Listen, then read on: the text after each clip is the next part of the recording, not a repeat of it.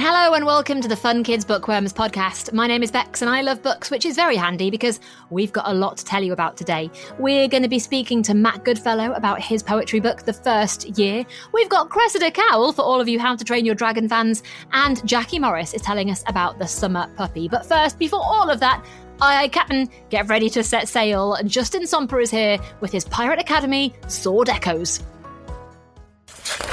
I'm joined right now by author Justin Somper. Hello, how you doing? I'm doing really well. It's so lovely to be back with you and in person. In person. Last time we were on Zoom, I believe you were in Australia, is that right? Yes, I was at my home in Perth, Western Australia, which is about 9,000 miles away. It's a long way away, but you've done that 9,000 mile trek, especially for me, I assume. That's Absolutely. Why. Yeah, excellent. And we have to talk about the special gift you brought in for me because I am so thrilled.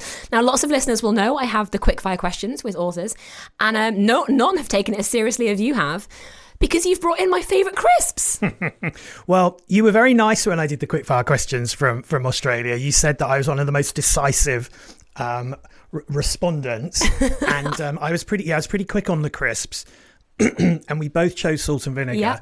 And actually, I don't think I said to you then, but I've had this weird thing in Australia because there's quite a few foodstuffs that I like that you can't get hold of over there. Right. And I did struggle with salt and vinegar crisps for about a year and a half until I realised that they're packaged in pink in Australia. Oh. Which to me is prawn cocktail. Yeah, 100%. That's prawn cocktail. Yeah. It's pink packaging, but that makes no sense at all. It makes no sense at all. But now that I've actually looked at the aisle and I'm like, oh, there's loads of salt and vinegar. Because I think I said to you, I can't really get it out there. Yeah, you just thought it wasn't like a can. thing. Yeah.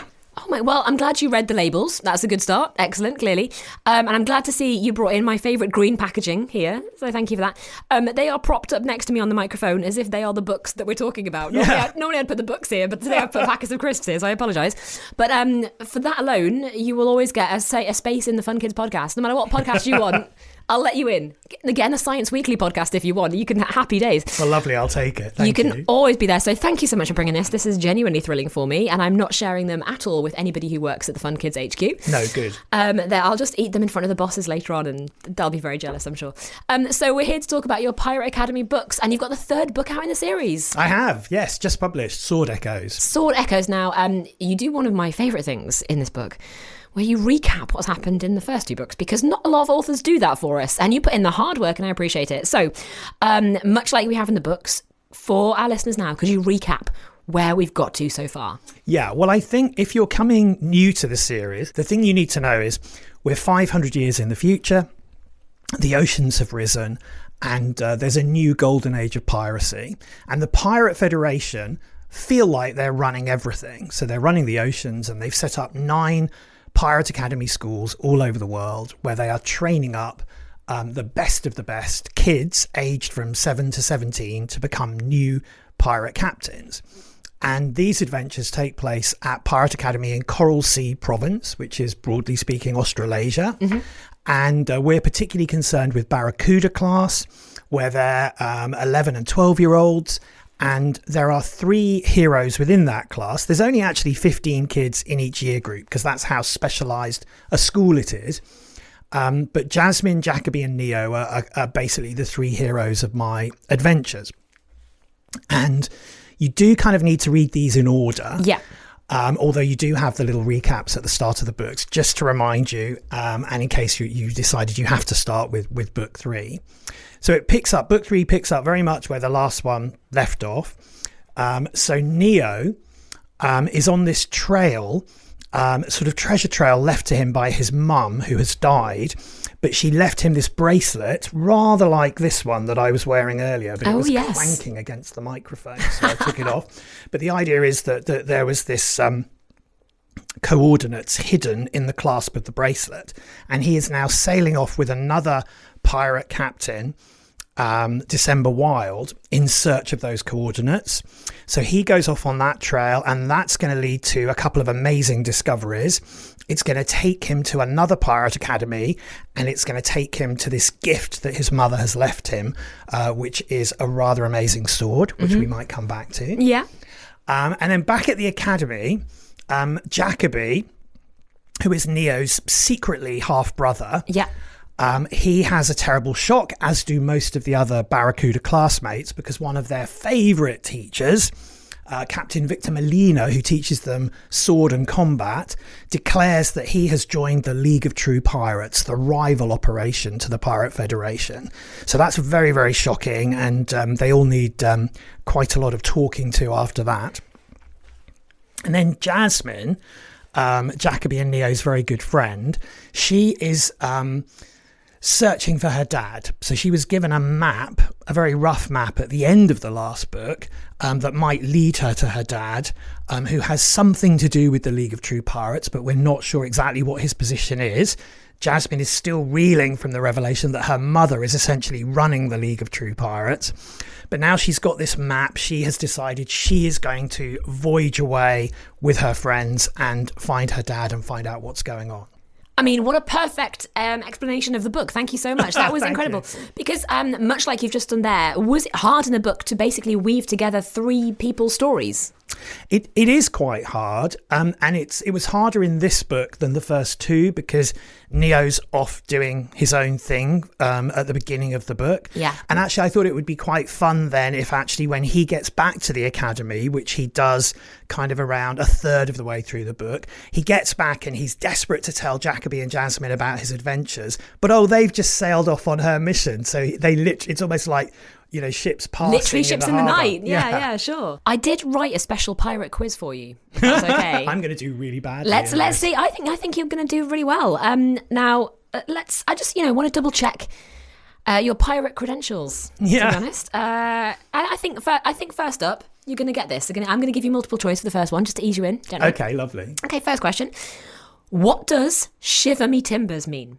Is it A, I'm surprised, B, I'm furious, or C, I'm hungry? I think it's I'm surprised. Correct. Yes. Excellent. Okay. Phew. Level one of pirate class here. Now, this, to be honest, I think could be a pure guess. I had to research this. Had to check. How many wives did Pirate Blackbeard have? I'm going to go with... I have multiple choice if you want. Oh, okay. Yes, go on. Yeah. Is it 1, 6, or 14? I'm going to say 14. Immediately, yes, it is. Okay, lovely stuff. Okay. I was thinking 11 or higher, so 14 14 works. was there for you. Okay. Now, I think this is tricky. What was hardtack? Hardtack is a sailing term when you are turning... I should know this because I had some sailing lessons in Perth. But you're either turning into the wind or out of the wind, but you're doing it very quickly to turn the boat around, let's say 180 degrees. What's so funny is because that's not the answer I have, but I think that is the actual answer. The answer I had was biscuits. So I think you're probably much more right. Well, biscuits are always good, aren't they? I think probably it's the name they've taken from that situation. So I'm going to give you that point. See, after doing that, you need a biscuit to recover. That's why it all works together. How many pieces of 8 make a doubloon? I can give you multiple choice if you want. Let's say 6. 16. Okay. 16, yeah. And finally, I think you'll get this. What is a cutlass? Is it a sword, a truncheon, or a gun? It's definitely a sword. There you go. Of course it is. See, it all comes back to the book. We've got the swords in there. Nice work, Bex. Lovely. So I'm pretty sure you passed my pirate test. Good. You are me hearty a pirate. Excellent stuff. And I believe we're gonna see a fourth book at least, aren't we? Right? Yes, absolutely. These adventures are just getting going, I think. So when you come to the end of the third book, there's some quite some nice exciting threads for each of the three characters, but particularly Jasmine, I would say, in terms of what might happen next. I've got a soft spot for Jasmine. I think she's great. Well, brilliant, Justin. Thank you so much for telling us about the books. Pirate Academy, I'm guessing you can get them online in bookshops, libraries, everywhere? Every good bookshop, everywhere online, and yes, or borrow them from one of your libraries, absolutely. Perfect. Thank you so much. And thank you for the crisps. Thank you for having me. Lovely to be here. Oh, we love Justin. Thank you so much to him for coming to Fun Kids. Now, have you ever wondered what a puppy's first summer feels like? We've got a brand new book here called The Summer Puppy by Jackie Morris. It captures all the wonder, the mischief, and the magic in a rather beautiful picture book. Let's find out more. I am joined right now by author Jackie Morris. Hello, Jackie. How you doing?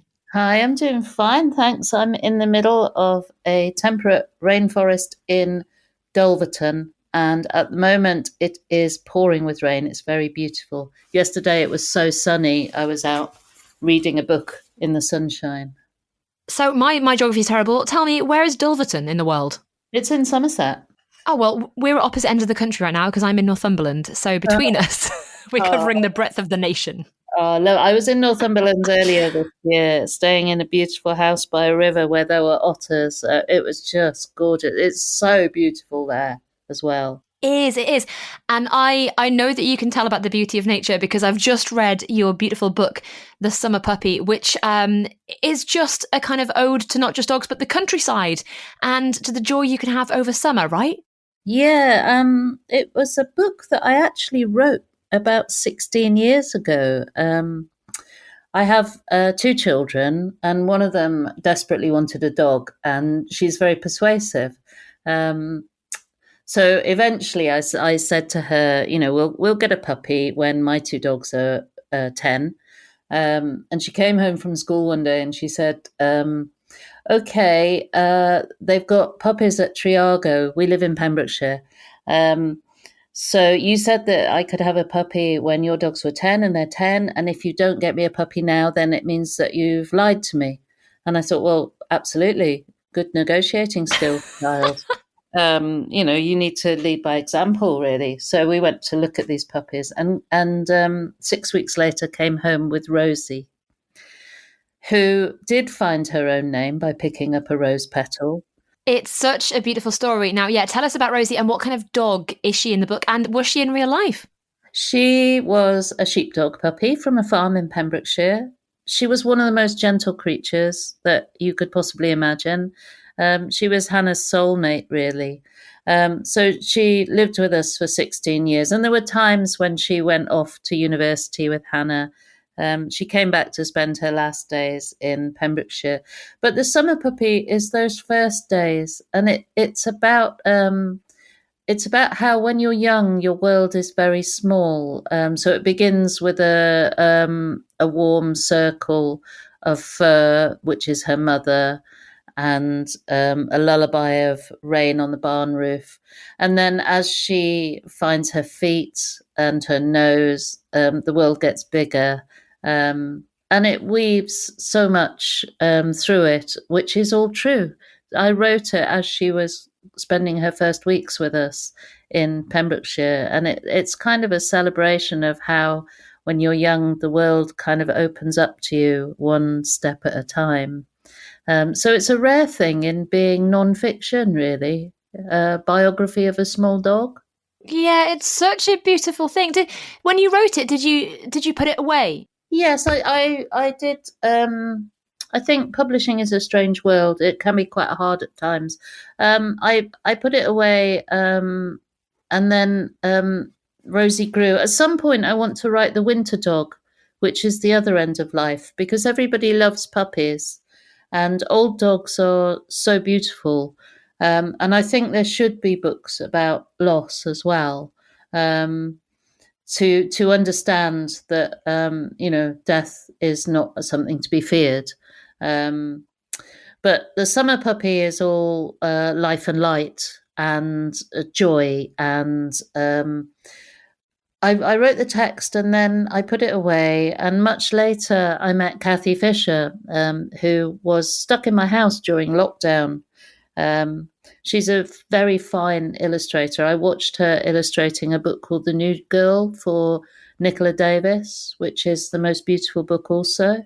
And then we did our first book together, which is called Panda's Child. We're on our third now. So Summer Puppy's our second. And she's currently illustrating Wild Lullaby, which was written for my grandchild. And also, like you say, you've got quite lyrical writing as well. The writing kind of wraps around the pictures wrap around the writing. It's quite a nice, and it is a beautiful book because you've got a great combination of both, right? Yeah, shall I read a few of the pages? Just 3 of them. Would that be good? Oh, yeah, please do, yeah. So yeah, absolutely. It starts, born at the very start of the summer, so small she could rest easy in the cupped hands of a child. Her first world, soft straw, warm milk, the fur circle of her mother, her first lullaby, soft summer rain on the barn roof. In a short time, her eyes were open to the twilight world of the barn. She played with her brothers and sister, rolling and bowling and biting. In the late evening light, she crouched low in the straw to watch the hush-wing barn owl swoop, heard the mouse and the weasel. Soon she was an armful of warm puppy, chosen from the tumble, curious, fur like silk. In the garden of her new home, she found her name as she carried the red rose petals, sweet on her tongue, Rosie. So yeah, it's like a praise song to, I would say, the memory of Rosie, but it was written as each of these things were happening. It is such a beautiful book and such a wonderful story. And I did notice at the end you do mention, that winter is coming as well. And it is fun to imagine animals in different seasons. Like you say, you would maybe have something for a winter dog. But in the meantime, how do you remember Rosie? What's your favourite memory of her? She was, when she was a puppy, she was naughty. And I used to have a blog called We Three Cats, which is still up online.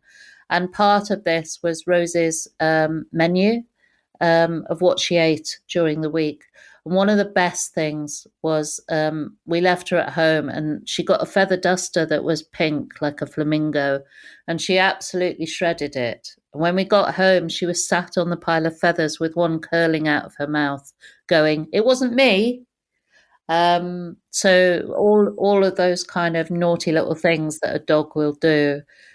She also, for me, there was a fascination in seeing how when she came to the house, she was smaller than the ginger cats that she lived with, and seeing the size difference change. The cats come for walks as well. Well, the ginger cats are gone now, but I have Bengal cats, and my cats come for walks as the dogs do.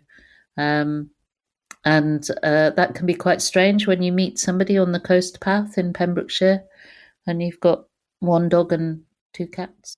It's a very special book to my heart, this one, because of the truth of it, because of the love in it, because of the friendship between myself and Kathy. It's a wonderful thing to work so closely with an illustrator. Sometimes publishers don't get that, but Otterbury Books, they do, really. And I'm so happy that you've written this book about her. It is beautiful. And I'm guessing you can grab the Summer Puppy in every shop online, wherever it is you want to grab books, right? I hope so, yeah. They should be in bookshops. And there will be signed copies in Seven Fables in Dulverton, which is a place that's very supportive and always has been of my work. Also, hopefully in Solver Woolen Mill. I always say get your books from small independents, not from large online traders. That's fair enough. Well, Jackie, thank you so much for telling us all about the book and congratulations. Thank you very much. And thank you for having me and Rosie on. Okay, next up on today's podcast, it's big news for How to Train Your Dragon fans. Cressida Cowell, one of my faves, drops by for a chat, fresh off the release of the new live-action movie and her latest book, How to Train Your Dragon School. I am joined by Cressida Cowell. How are you doing? Really well. Really well. Oh my goodness. So for the last 6 months, I have been watching what you've been up to, and I thought she's a busy gal. She's got a lot on here. The world of How to Train Your Dragon has exploded even more than I think it was possible to. You've got a new movie, a theme park, and a new book. I don't even know where to begin. Let's chat about the book first. Shall we get the important thing going here? Tell us about the world of How to Train Your Dragon in the new book. Well, because I'm incredibly excited, can I say, about the live action film. I mean, I've seen it obviously being shot in Northern Ireland, and I've kind of seen it without the dragons and then with the dragons and all along and watched the actors. So I'm very excited about it. I love the film. We can talk about that in a bit. But I always wanted, and the theme park. But I'm always wanting people to read the books, and it may, because I'm a book writer, and that's what I love, films and telly. But I want kids to read books as well, because books are a different thing, and they give you something different than films and telly do. So I was really keen to to bring out. I know it sounds ridiculous. There's 12 How to Train Your Dragon books, but this new one I wanted to make even more linked in with the movies in a way, because I want somebody to see the movie and think, oh, I love that world. Oh, I might pick up one of the books, which does happen a lot. I get that a lot, over the years. And so I've made it in between books 6 and 7, when Hiccup has both his riding dragon and his hunting dragon. So I make it like the movie, and like the movie, it's very epic. The books start out more comic and they get more epic as you go along. This movie, particularly the live action, is epic. The dragon riding scenes are amazing. So in a way, I thought this ups the ante for the books. I'm going to have incredible kind of flying scenes, in the books, in this, How to Train Your Dragon school book right from the beginning. And Hiccup's going to have his riding dragon and his hunting dragon right from the first book. And it's a slightly different format. I never dumb down. Kids are so smart. They want exciting, smart plots. Telly and film are really smart often plot-wise. So it's not dumbed down at all, but it's even more visual. The world building is really in there. It's designed to get a kid to pick up a book and enjoy it as much as the movie. You sold it to me immediately. So in which case we've got to talk about the film as well. So how are you feeling? I mean, some people might say you're pretty greedy, Cressida, because you've already had a film series around your book, and then you've got another film, but this time live action. It wasn't all my idea necessarily. I don't, yes, it was the Universal Studios who made the live action. Now, you see, and I love the films, but can I just say one more thing about the book? In the books, you get to speak Dragonese and you get all the funniness of that. And we can't do that in the movie. So this is what I'm trying to say. Books can do different things than movies can. So in the books, you get to speak Dragonese and there's other fun things. The movies, what you get is, and particularly the live action, you get that real feeling of riding on the back of a dragon. I mean, the dragon flying scenes are amazing. And it's still got the same themes of the book. The books are all about a new kind of a hero who solves problems through his creativity. This is Hiccup. His inventiveness, his empathy, his ability to see things through other people's points of view. I'm thinking in the movie of the scene where Hiccup meets Toothless for the first time, and he looks into his eye and he sees that Toothless has a consciousness just like his own. He's a being, which is what books do. Books are always encouraging empathy. So it's got those themes that are incredibly important to me in the books, but the fact that it feels so real, I think, even ups those themes. And Hiccup's relationship with his father, Hiccup is played brilliantly by Mason Thames, who's only 16. He's marvelous. He's on almost every scene, but his relationship with Gerard Butler, who plays Stoic, and the father and the son, who love each other very much but can't always communicate properly. And Stoic has to understand that Hiccup is going to be a leader. He's going to be a different kind of a leader from how Stoic is, but Hiccup's way of leading is a good way. And it's very moving. I think it's even personally, well, I cried. I cried. And my daughter, halfway through watching the movie, she turned to me and she suddenly said, this is how real it feels. She said, for one second, I kind of thought they really ought to be a bit more careful riding those. Wow. She was like, oh, yeah, no, the dragons are real. Of course they're not real. She was thinking she was watching Tom Cruise in Mission Impossible, when he does those stunts. The dragons, they may not be real. I mean, depends on your point of view. I love this. So the live action movie, I haven't seen it yet, but I had a friend who's said it's incredible. She's absolutely loved it. It must be very, very exciting to see your your creation, your world brought to life, and in this way to make it live action as well. I mean, it must be quite incredible to see what's in your head, literally in real form in front of you. Yes, it's quite surreal. I mean, and as I say, meeting Hiccup and Toothless at the theme park, because that's a sort of robotic kind of a Toothless, and then, yeah, seeing the actors. But you see, it's always a different iteration, isn't it? Everything is always subtly, as I say, it's always been true to the themes and the emotion and the heart. But you've got to be open to things being different. There was some concern, when, about turning an animation into a live action. But I kind of feel it's the same almost as turning a book into a live action. It's a different iteration. It's a slightly different. It's, the difference is actually because it's the same director of the live action as all three animated movies, which is highly unusual. Yeah, I thought that. Yeah. Yeah, he's very much kept the heart and the spirit, and he hasn't felt he needed to change things unnecessarily, if you see what I mean, in order to put his stamp on it. So it's very true to the heart and the original, but it's always going to be slightly different, of course, because, you have to respect each different medium and see what works best in those mediums. And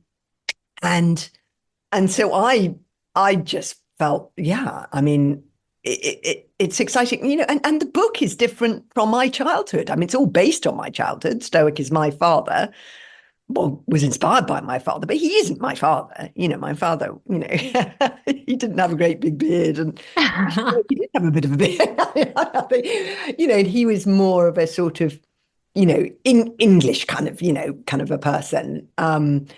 But it was inspired by Viking Scotland, where we spent a lot of time as children. So I kind of took my dad, and then I elaborated on my dad. So I'm kind of probably more open to the idea that it's, the story that you're telling is going to take different forms in different mediums, and it doesn't replace, the animated, the live action film doesn't replace the animated movies, which are, I think artistically wonderful. Yeah. It just offers a different entry point, an entry point for a whole new generation of kids being, excited, and it's a genuinely exciting, enjoyable. It's a ride and funny, but it also, it is a different kind of a hero. It's a new kind of a hero. It's a hero, who solves problems being a creator, not a puncher. And and the themes about which I was writing about 27 years ago, about looking after the wild and those incredible creatures that we are lucky to share the planet with, could not be more important right now. Well, Cressida Cowell, thank you so much for telling us all about the world of How to Train Your Dragon and the brand new book as well. My pleasure. Wow, what a show I've got. So Cressida Cowell was here telling us all about How to Train Your Dragon. And next up, speaking of schools, we've got a little story about starting a secondary school. Now, this is from Matt Goodfellow. It's called The First Year, and it tells you all about what it's like to get into a brand new school in year 7. So I am joined right now by author Matt Goodfellow, author of The Final Year and now The First Year. How are you doing, Matt? Yeah, I'm okay, thank you. It's good to be here. Now, it's really lovely to have you because I didn't get to read your last book, but I have read The First Year, and it's a follow-up to The Final Year. Is that right? Yeah. The first year follows Nate, the main character, as he's moving into high school. So the first book, I get confused. The Final Year, which was the first book, was Nate moving through year 6 at primary school, and the new book follows him to high school. Yeah, I have to say, you don't have to have read the first book, but I guess it helps. But you can just dive straight into this one, right? Well, you can do, yeah, but I would recommend you read The Final Year first. I've read, I don't really mind, but some people are saying you can read it as a standalone. Some people are saying, no, it's definitely a sequel. I don't really mind, but I think it's better idea to read the first one. So you know what I mean? Yeah, you get a more rounded view of Nate and where he is in the world, which is a good question to ask you. Where is this book set? The book is set in the north of England, in a big city. It's in the east part of Manchester, really. It doesn't mention it specifically in the book, but that's basically where it is. It's where I used to teach. I used to be a primary school teacher. Lovely. So you've got Nate and you've got his family, and most importantly, in a way, you've got his friends as well, who are, let's face it, navigating that really weird time between year 6 and year 7. Yeah, absolutely. Yeah, I mean, it is a weird time. I was a year 6 teacher for a long time, and moving from primary school to high school is an enormous leap, and Nate sort of is a bit lost, really, and his friends are there to sort of help keep him on the straight and narrow, really. Now, you mentioned you were a primary school teacher. Did you pop a little bit of yourself into this book in a way? There's always a bit. I'm a writer, so I've got an ego. There's always a bit of me. I write about 3 things: my life, lives that I've seen, and stuff that I make up. So there's a little bit of me sprinkled everywhere. That's just my ego. That's fair enough. I would as well. If I was an author, I wouldn't stop writing about myself. I do love hearing northern voices. I'm from the northeast, so it's always nice to hear a voice and a character that's not necessarily in London, because I think we get a lot of like southern stories told. Tell us a little bit about Nate and his character as well. Like, he seems like such a good kid. Well, Nate is wired in a way that means that he's the sort of young person that begins to understand that he has something to say about his life. And he's lucky enough that when he's at primary school, he meets a teacher that recognises that he's got something to say and encourages it. And as he's getting to high school, Nate sort of uses the words swirling around his head as a way of sort of trying to make sense of the world, which is what I do, I suppose, which is what writing and poetry does for me. And, the world is a confusing, difficult place. And Nate is in a confusing and difficult part of his life, just sort of trying to make sense of it, really. Yeah, and he faces the return of quite a big character from his family. Yeah. I don't want to say too much, but I feel like we should maybe just say it's a big moment for him. Something happens where he has to deal with a brand new person in his life. Yeah, I mean, life is. I try to write authentic characters and stories, and Nate. Every life is difficult, Bex, and Nate's life is particularly difficult. And yeah, people appear, come in and out of life, and you have to sort of deal with it. And that's what I try to have Nate doing. Putting him in difficult situations and allowing him to try to sort of work it out for himself, and understands that stuff gets difficult, but there's always hope.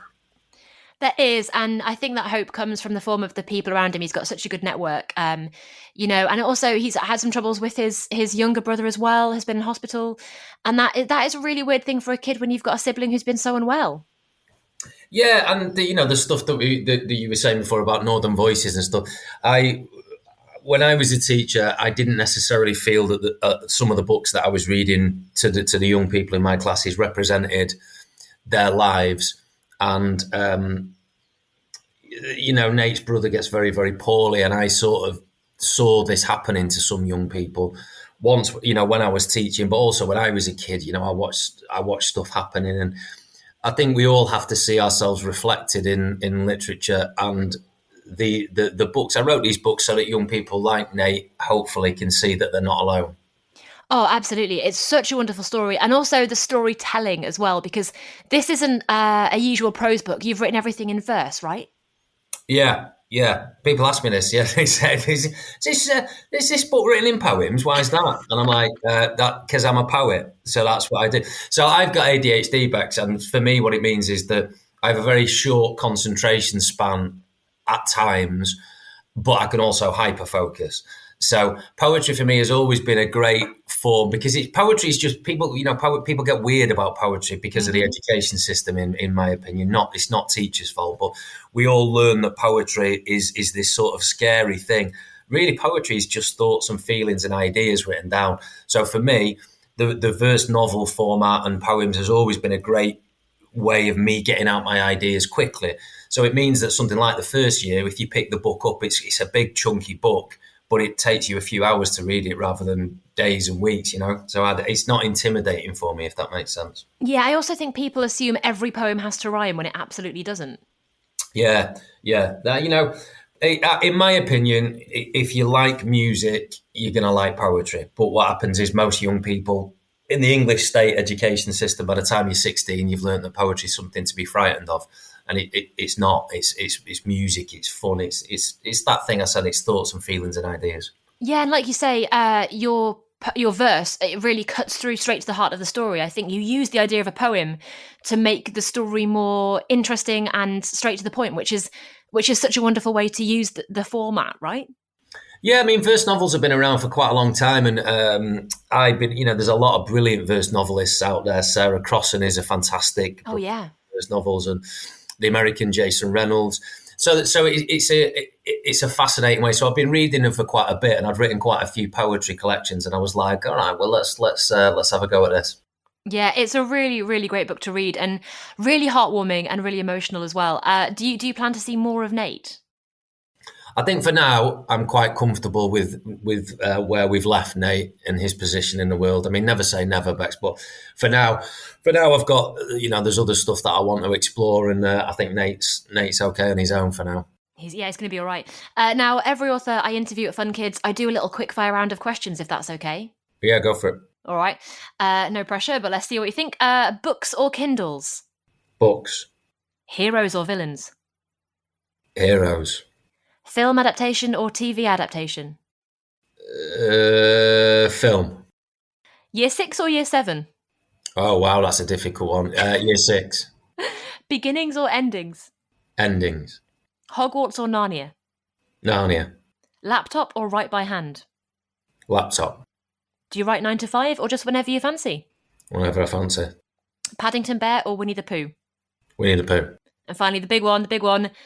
Salt and vinegar or cheese and onion? Salt and vinegar. Yes! Correct! Yes. You're really getting the big life issues out there, yeah? That's the main important question. You could say anything for the rest. I need to know your crisp preferences to make sure that I can wholeheartedly support your book, to be honest. That's basically a test from me. Yeah, it's got to be salt and vinegar crisps on a sandwich. On a sandwich, yes. Why not? Bring it to the masses. Lovely stuff. Well, Matt, thank you so much for telling us all about your beautiful book. Everyone can grab the first year right now, and as discussed, probably should read the final year as well. And I'm guessing it's in all bookshops and libraries and everywhere you want to go to, right? Yeah. The final year is the best-selling poetry book in the country, so you should be able to get hold of them anyway. What a lovely little drop at the end there. Brilliant. Oh, well, Matt, thank you so much for telling us all about it, and hopefully we'll speak to you soon for the next one. Great. Thanks for your time, Bex. Take care.